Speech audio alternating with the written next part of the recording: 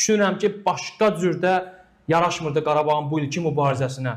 Nələr baş verir onlar? Əslində Çempionlar Liqasına vəsiqə qazananda böyük hesablı məğlubiyyət olmamasını arzuluyorduk. Amma biz bugün nələrdən danışırıq, nələr görürük, Qarabağ nələr edir, bu uğuru necə bacarır? Bilirsiniz, bax, belə baxsaq, xanımlar, qeyri-adi heç bir şey yoxdur. Gəlin oturaq təhlil edək. Bu Qarabağın yəni böyük bir büdcəsi yox. Yəni biz Avropa Liqasını müqayisə edirik.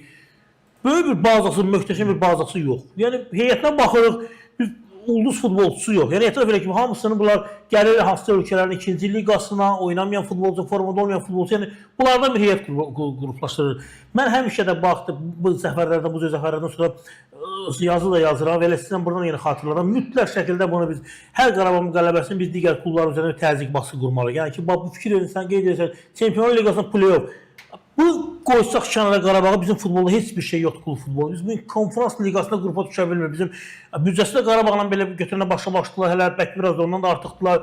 Heyət baxımını istədilər, futbolçulara gətirirlər. Yəni bu cür artıq qələbələr bizim digər klublarımızda bir çoxdan bir siqnal olmalı ki, artıq olmaz. Yəni görün Qarabağ heç nədən ortada baxır, yəni ciddi bir sehirli bir heç nə yoxdur da.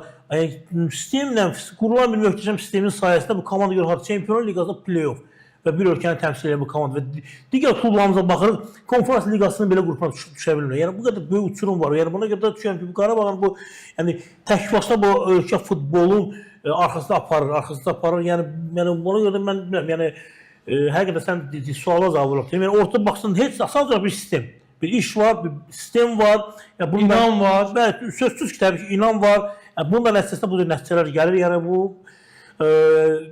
ilk dəfə idi Azərbaycan futbol tarixində, yəni növbəti mərhələmiz olmuşdu, amma Çempionlar Liqası kimi, hansı ki biz orada düşməyi məsələn xəyal edirik. Çempionlar Liqasında mərhələ keçmək bizim üçün yaxın 10 ilə qədər xəyal sayılırdı. Yəni ona görə də bunlar reallaşıbsa, Amma həqiqətən fikirlərimə qatırıram. Digər klublarımız dəftər kitablarını qarşısına qoyub 100%. Çox düşünməlilər, çox fikirləşməlidirlər. Bəsdir Azərbaycan millisi, Azərbaycanın digər klublarının Qarabağın kölgəsində yatdıqları bəsdir, kölgəsində gizləndikləri bəsdir. Qarabağ bu nəticələri ilə sübut edir ki, bu ölkədə futbol oynamaq olar, bu ölkədə futbol klubu yaratmaq olar, bu ölkədə yaxşı nəticələr vermək olar, Avropaya belə səs salmaq olar. Qarabağ qarşımızda canlı nümunədir. Barcelonadan danışmırıq, Real Madriddən danışmırıq, Manchester City'dən danışmırıq. Heç Türkiyənin, Ukraynanın, Rusiyanın klublarını da nümunə çəkmirik. Öz evimizdə, öz qapımızda Qarabağ adlı bir nümunə var.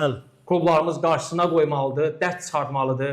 Bu klubun bazasında yatmalıdırlar, bu klubun qapısında yatmalıdırlar, rəhbərliyi ilə danışmalıdırlar, Qurban Qurbanovdan məsləhət almalıdırlar və nəhayət o düsturu tapmalıdırlar və digər klublarımız da xərclənən bu milyonların qarşısında nəticə verməlidirlər.